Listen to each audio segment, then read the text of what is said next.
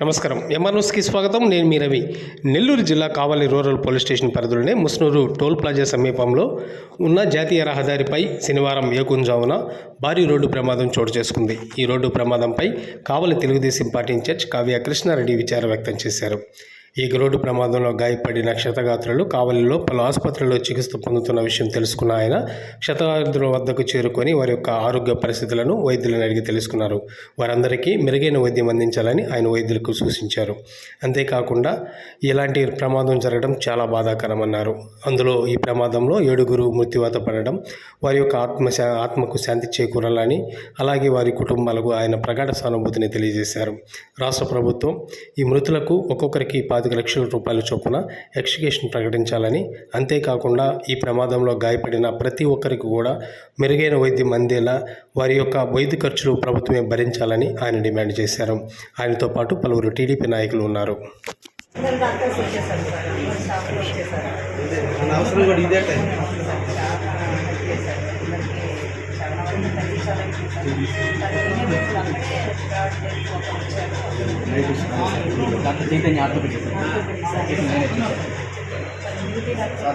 తనే చాలా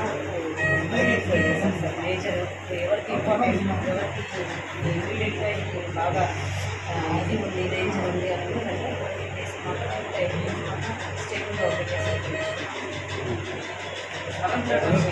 okay sir.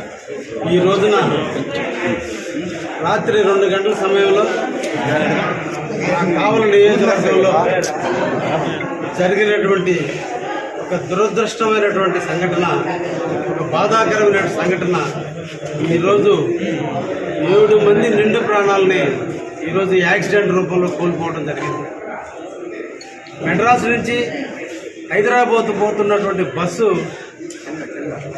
స్లోగా పోతున్నప్పటికీ కూడా అవతల వైపు మెడ్రాస్కి పోతున్నటువంటి లారీని, అంటే బర్రెల లారీని,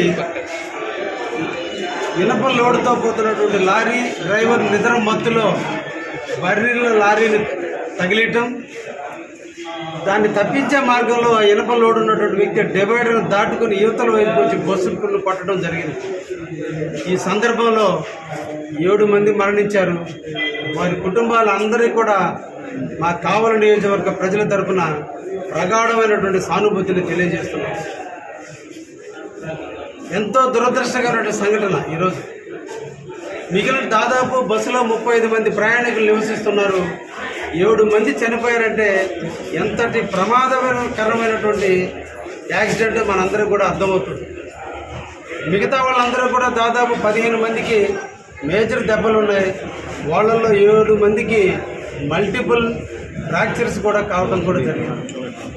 వారిని పలు హాస్పిటల్కి తీసుకుపోవడం, ముఖ్యంగా ప్రథమ చికిత్స నిమిత్తం మా కావల్లో ఉన్నటువంటి ఏరియా హాస్పిటల్కి తీసుకురావడం, మా డాక్టర్లు అందరూ కూడా ఇమీడియట్లీ స్పందించి అందరూ కూడా వాళ్ళు ఎవరైతే ఏ డిపార్ట్మెంట్ ఉన్నారో ఆ డిపార్ట్మెంట్ పరంగా అందరూ కూడా చేసి వీలంత వరకు మనుషుల ప్రాణాలను కాపాడడానికి ప్రయత్నం చేశారు.